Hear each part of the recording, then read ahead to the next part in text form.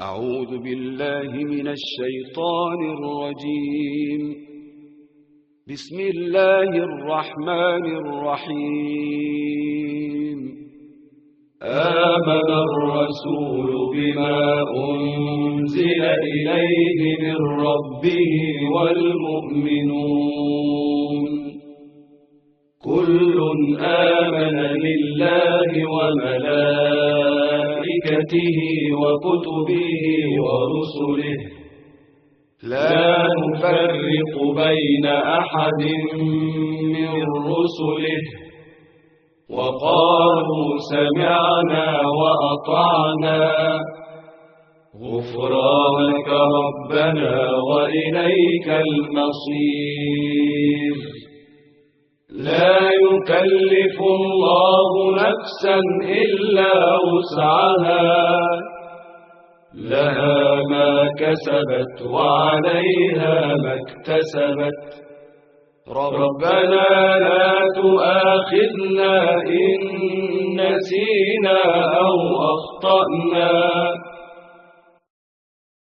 Like a newborn baby when they take their first breath, it's one of the purest and seems the most natural thing.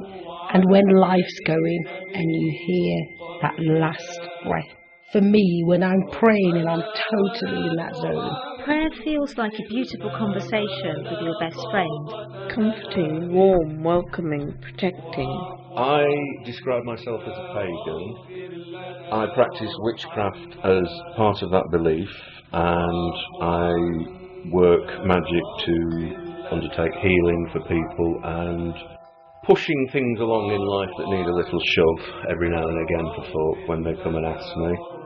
Prayer is a constant thing, and for me it's an ongoing conversation with me and God, and it can happen anytime, any place, any way. I try to focus my mind and empty it of external distractions. A feeling that someone, something is listening.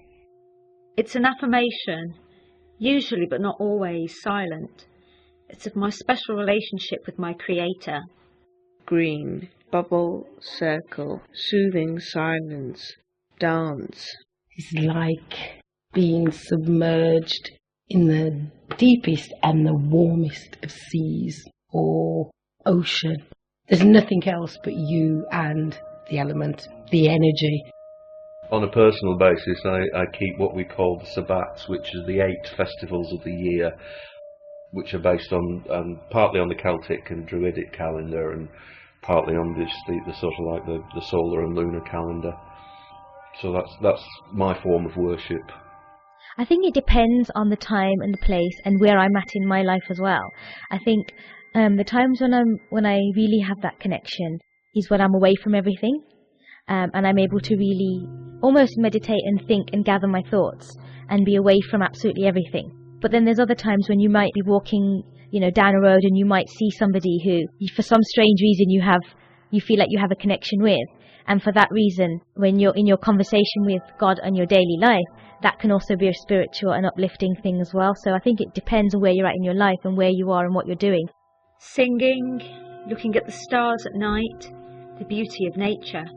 Slow, controlled, but joyous. Hearing good news.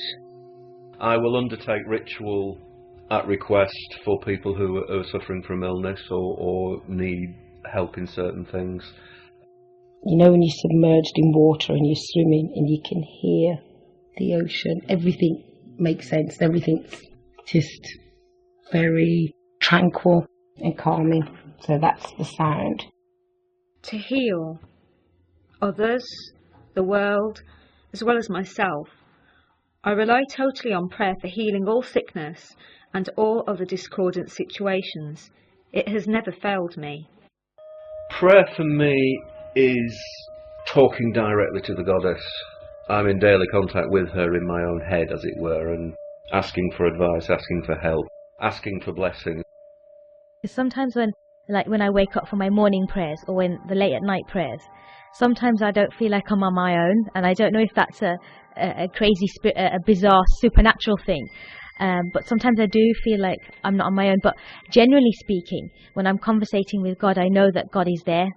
So he doesn't have to be physically sat in front of me, obviously, but I know that he's listening and to what I'm saying, whatever it may be. Brings me closer to God, and it's very relaxing and soothing and spiritual. I pray in whichever way, in the bath, washing up, driving, you name it. Whenever my heart beats fast, actually.